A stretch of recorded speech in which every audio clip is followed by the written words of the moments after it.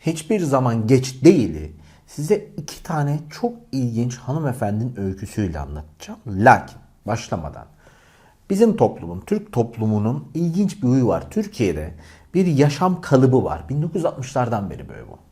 İlk önce iyi bir liseye gitsin, sonra iyi bir üniversite okusun. Topluma uygun güzel bir mesleği olsun. Sakın ama böyle işte sanata falan çok kaymasın. Garanti maaşlı bir işi olsun. Sonra güzel bir işe girdikten sonra bir de evlensin. Birinci çocuğu yapsın. Hele ikinci çocuğu. Bir de gerekirse üç. Çünkü öyle bir öneri var. Bütün bunları yaparken iki tane sözün arasında pimpon gibi gidip geliyorsunuz. Birinci söz, ya henüz erken, bu yaşta icat çıkarma. İkincisi ise, ya bu yaştan sonra yakışıyor mu canım, ne gerek var, başlamayalım ya, bu saatten sonra olmaz, çok geç. Ne ara birinciden ikinciye geçiyoruz hiçbir zaman belli değil. İlk öncelikle şunu bilmeliyiz. Bizde olgunlaşma yaşı çok yüksek. Yani tamam, artık kendi ayakları üzerinde durur, kendi kararlarını versin, kendi işini kursun, kendi istediğiyle evlensin, kendi istediğini yesin. Anneler mi böyle, babalar mı böyle? Çünkü genelde babalar biraz daha vurdum duymaz gibi bizim toplumda. Ailemize laf gelmesin yeter. Ama anneler galiba çocukları çok geç doğaya salıyor. Özellikle erkekleri. Dolayısıyla biz daha üniversite bitti, bir de yüksek lisans, bir de doktora, bir de bilmem ne.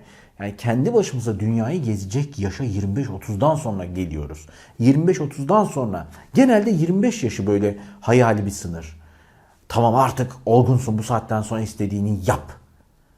Dünyada böyle mi? Değil. Ha, doğrusu bizimki mi? Bence değil. Yani 16 yaşında dünyayı gez demiyorum ki, bu da yanlış bir şey değil. Ama artık 18-19 yaşlarına yavaş yavaş kendi ayaklarının üstüne kalkman lazım. Sizi bir hanımefendinin hayat hikayesine götüreyim. Birincisi, bu ilk hanımefendinin hikayesi için sizi tam 15 yıl öncesine götüreceğim. Bir tren yolculuğuna. Tren yolculuğunu yapan kişinin adı Joanne Rowling. Çoğu kişi ismini bile bilmiyor çünkü kapakta J.K. Rowling olarak geçiyor. Çünkü ilk çıkaran yayın evi, ya kadından böyle bir hikaye, roman kitabı çıkarsa, işte büyüler falan, Harry Potter gibi, okunmaz, boş ver, biz ne yapalım, en iyisi J.K. Rowling yapalım, bunu John falan zannetsinler diye düşünüyor. Joanne Rowling daha sonrasında ilk milyarder kadın yazar olacak. Tam 1 milyar doları var şu anda. Kitabı Harry Potter serisi tam 500 milyon kopya sattı ki dünyada tüm zamanların en fazla satan ilk 5 kitabından birisi. Joanne Rowling'in aslında hayatı çok zor geçiyor. Ve kitaba ilk başladığında 30'lu yaşlarda annesini kaybetmiş. Bir evliliği var, bir çocuğuyla birlikte boşanıyor ve çocuk daha sonradan hani sosyal esirgeme kurumuna vermeye çalışıyor, almıyorlar. Bayağı kötü durumda hayatı ve bu kötü durumdaki hayatının içerisinde Manchester'dan Londra'ya bir tren yolculuğu sırasında Harry Potter fikri geliyor. Harry Potter daha sonra annesini de kaybettiğinde, hayatta tek tutunduğu insan, annesi de vefat ettiğinde bir annesi olmayan, ailesi olmayan bir çocuğa dönüşüyor karakter olarak. Harry Potter'ı kendisi o kadar güzel yoğuruyor ki.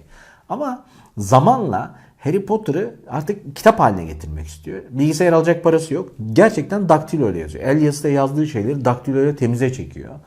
12 yayın evine götürüyor. Ve düşünün, 12 kez hayır cevabı alıyor. 30 yaşındasınız. Bir kadın olarak bir çocuğa bakmaktan sorumlusunuz. Bir yandan hayatınızı yaşamak istiyorsunuz. Ve yıllarınızı verdiğiniz bir eser, birkaç yılda yazıyor çünkü bir yılda yazmıyor bunu. 12 yayın evi tarafından hayır cevabını alıyor. Siz 12 kere hayır alsanız devam eder misiniz? Dürüstçe söyleyin. Ama 12. yayın evinin sahibi kitabın kopyasını 8 yaşındaki çocuğuna okutuyor. Ve çocuk seviyor. İlk kitap 500 kopya falan basılıyor. Yani ciddiye bile alınmıyor. Ama sonrasında ne oluyorsa Amerika'da bir yayın evi gelip diyor ki biz buna bayıldık ve Amerika'daki telif hakları için, kitap İngiliz, İngiltere'de yayınlanıyor. Amerika'daki yayın hakları için $100.000 veriyoruz. Ve J.K. Rowling'in hayatı işte burada değişiyor. İşte bu değişimi size anlatmak için bu videonun sponsoru Cambly'e teşekkür ediyorum. Çünkü yine bir kampanyası var. Yine sizlere bir indirim sağlıyor sağ olsunlar. Ve benim en büyük felsefemi destekliyor. Biz neden İngilizce ve yabancı dil öğrenmeniz konusunda ısrarcıyız? Çünkü hiçbir zaman geç değil. Daha önce 12 kere bile denediysen yabancı dil öğrenmeyi, ki o kadar olmamıştır tahminim. Bizde genelde 2'de 3'te pes edilir. Lütfen hiçbir zaman geç olmadığını bil. Çünkü akıcı İngilizce konuşmak, akıcı bir şekilde kendinizi ifade etmek, dünya insanı olmak size ömür boyu bir katkı. Cambly şu an ekranda gördüğünüz gibi İngilizce dilini hem Amerikan İngilizcesi hem İngilizcesi ana dil olarak konuşan hocaları sizinle size uygun saatlerde istediğiniz aralıkta internet üzerinden Cambly platformunda görüşüyorlar. Üstelik dilerseniz bilgisayarınızdan, isterseniz de telefon ya da tabletinizden Cambly'ye ulaşabiliyorsunuz. Cambly'nin en bayıldığım özelliği dersi kaydedebiliyorsunuz. Üstelik ders sırasında anlık çeviri özelliği var. Cambly neden işinize yarayacak? Çünkü bu hiçbir zaman geç değildir hikayemizde. Kendinize bir özgüven katmak için, ömür boyu gelir ihtimalinizi arttırmak için. Çünkü yarın bir meslekte ne yapacaksanız yabancı dile hakim olmanız lazım. İngilizcenizin çok iyi olması lazım. Akıcı İngilizce konuşmak en büyük sorunumuz. Türkiye'deki sorun ben İngilizce bilmiyorum değil.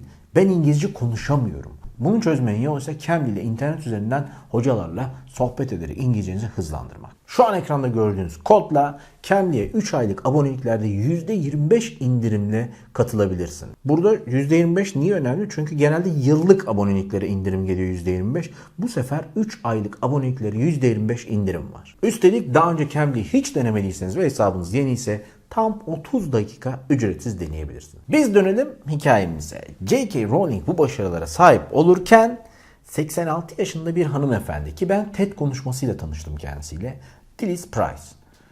Kendisi o kadar güzel anlatıyor ki ben diyor belli bir yaşa kadar hayatı yaşamamışım ve 50'imden sonra hayata cesaret ettim. Bugün 86 yaşında yüzlerce kez uçaktan atlayarak o paraşütle süzülen bir hanımefendi ve 86 yaşında şu an ekranda gördüğünüz yüzündeki çizgilere tecrübe ediyor.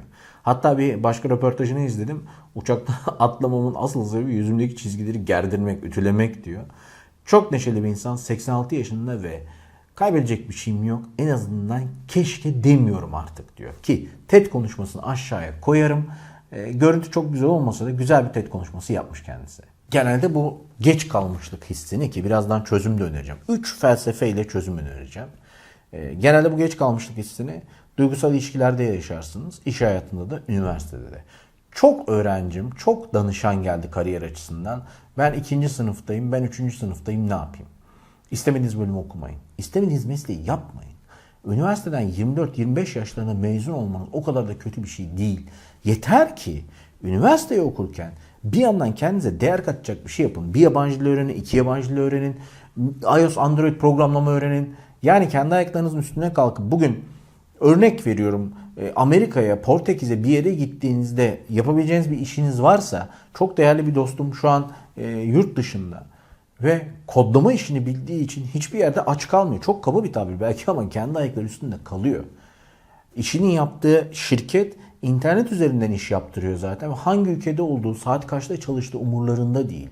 Yeter ki o uygulamayı, iOS Android uygulamasını tamamlasın. Bunu ne sayede yaptı?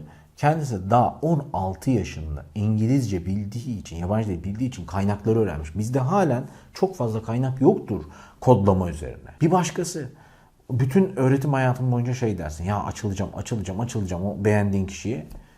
Lise biter, üniversite biter. Bu saatten sonra artık çok geç. Değil. Halen eğer ki doğru kişi ise senin için git.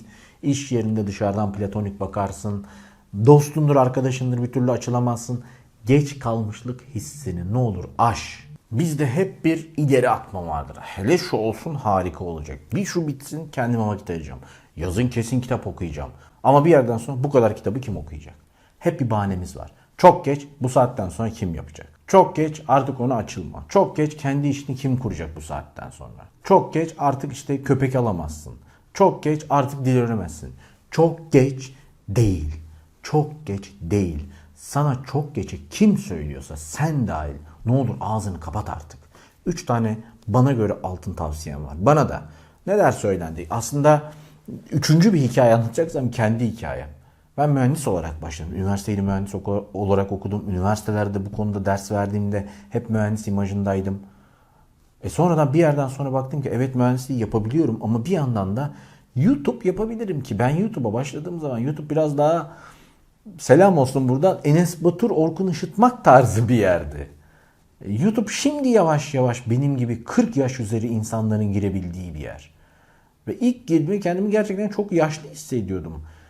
Ama bugün baktığım zaman çok geç değilmiş ya. İyi ki zamanında başlamışım ve bugün de YouTube'a başlama imkanım olsa yine tekrar başlarım. Yani bugün kanalım 0 abone bile olsa yine tekrar başlarım. 3 tane tavsiyem var, lütfen beni dinle. 1. Size birisi çok geç diyorsa, siz dahil. Her kim diyorsa. Bu anne baba da olabilir. Çevrenden ya bize el alemi güldürtme. O el alem kim bilmiyorum ama size birisi çok geç diyorsa zerre umursamayın. Çünkü başarısız olduğunda tebessüm edebilir ya da umursamayabilir ama başarılı olduğunda seninle birlikte sevinmeyecek. Emin ol. Emin ol bana. 2. Yarına tohumlar at. Ben YouTube kanalımı açtığımda 1 aboneyi gördüğümde mutlu olmuştum. 5 abone, 10 abone. Bugün yavaş yavaş 1 milyona doğru gidiyoruz. Belki yarın ertesi gün 2 milyon, belki yarın ertesi gün 3 milyon.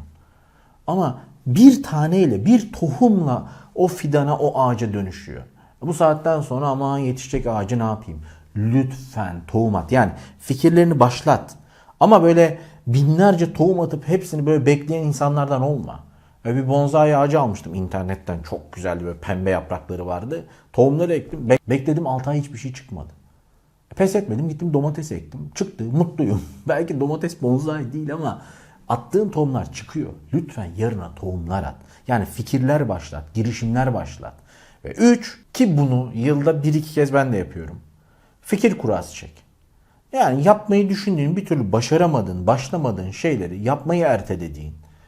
Ya onu aramak için artık geç mi kaldım? Bu saatten sonra anne babamdan özür dilesem, herhangi bir şey ya, şu işe başlasam, bunu yapsam. 5 tane fikri yazıyorum bir kağıda. 1, 2, 3, 4, 5 diye. Sonra rastgele boş 5 tane kağıt yazıp çekiyorum. Bir tanesini yapmak benim takıntım oluyor. Bu bilmiyorum işinize yarar mı? Fikir ruleti diyorum ben buna. Siz de bir deneyin. Ama ne olur geç kaldığınız işler arasından seçin. Hepsini yapmaya çalıştığınızda olmayacak ama birincisiyle başlarsanız ikincisi gelir. Herhangi bir şekilde birisi de bir konuda geç kaldığınızı söylüyorsa, siz dahil, lütfen çenesini kapatın ve yolunuza bakın. Çünkü hiçbir zaman geç değil. Ben buna bir örneğim. Ben Enik Tatar. Bir sonraki videoda görüşmek üzere.